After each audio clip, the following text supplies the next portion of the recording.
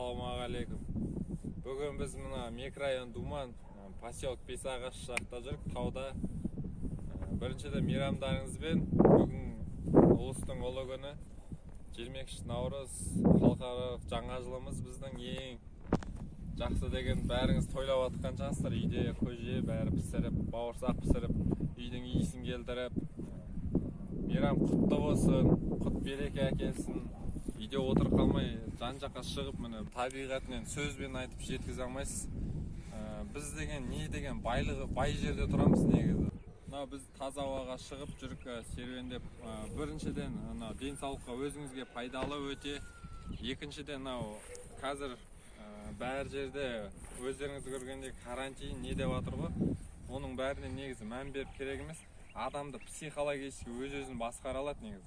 Адам егер ауырмаймын десе, ешқандай ауру адамға жұғамайды. Сол үшін өздеріңізді бірінші таңертең жүгіріп, жаттығу жасап, өздеріңіз көңіл күйлеріңізді көтеріп, семьяларыңызбен тұрып, жүгіріп, сөйтсеңіздер де болады. Өстіп әркім бір шығып тауға жүгіріп, өзінің Алға Қазақстан деген әнұранымен салса, содан кейін бәріміз бірігіп шығып, осылай бір-бірімізді жалғастырамыз. Сол үшін денсаулықтарыңыз мықты болсын, отбасыларыңыз аман болсын. Алға деген мақсаттарыңыз айқын болсын.